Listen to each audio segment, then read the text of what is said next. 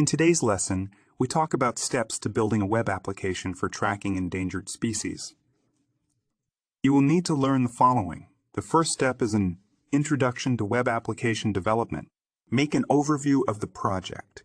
Have an introduction to the endangered species tracking web application idea you want. Learn introduction to the chosen programming language through only the best online tutorials like Harvard's video lessons for coding beginners, for example, Python, JavaScript. The next step is setting up the development environment. You begin configuring the necessary software, web server, database. You continue by setting up the development environment IDE and code editor. The step after, educate yourself in HTML and CSS fundamentals. The introduction to HTML and its structure involves working with tags, attributes, and elements, understanding CSS and applying styles to HTML elements, designing a user-friendly and visually appealing web application. It is recommended to learn JavaScript basics, get an introduction to JavaScript, learn variables, data types, and operators, control structures, conditionals, loops, functions, and scope DOM manipulation for dynamic web content. After, you need to observe methods and know how to apply user authentication and authorization, beginning with its introduction of user authentication and authorization concepts. Then, by designing a secure login system, implementing user roles and permissions. Continuing down the line, a well-suitable for avid social network daily users who feel they are not good at coding as database design and integration. Familiarize yourself with Introduction to Database Management Systems. Plot out the designing database schema for endangered species data.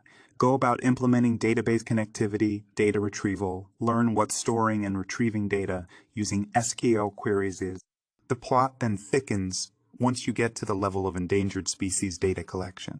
You must make a project on designing a data collection form for species information, validating and sanitizing user input, and storing collected species data in the database. The learning curve may then improve once the entire project in your mind gets to data visualization. Get acquainted with Introduction to Data Visualization Libraries, for example, D3.js or Chart.jsa or Chart.js. Continue by creating interactive charts and graphs to display species data. Begin mapping endangered species data using geospatial libraries, for example, Leaflet. Near the conclusion here, you formulate a method for real-time updates and notifications by implementing real-time updates using WebSockets or servers and events, notifying users of new species sightings or updates, and handling real-time communication between users. Next, begin searching and filtering species data through implementing search functionality for species data, filtering species by various criteria, for example, location, conservation status, and designing an intuitive user interface for searching and filtering. This next crucial step involves performance optimization and scalability, identifying and optimizing performance bottlenecks, caching strategies for faster data retrieval, scaling the web application to handle increased traffic and data. A deal maker or breaker on the market may be this following step of testing and debugging, because almost no tech web app ever gained any traction and popular acceptance if it is full of errors.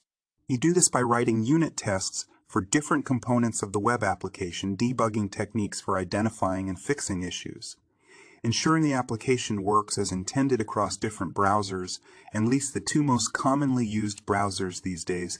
If you find it takes too long, continue with integration and deployment strategies, and keep monitoring and maintaining the application post-deployment.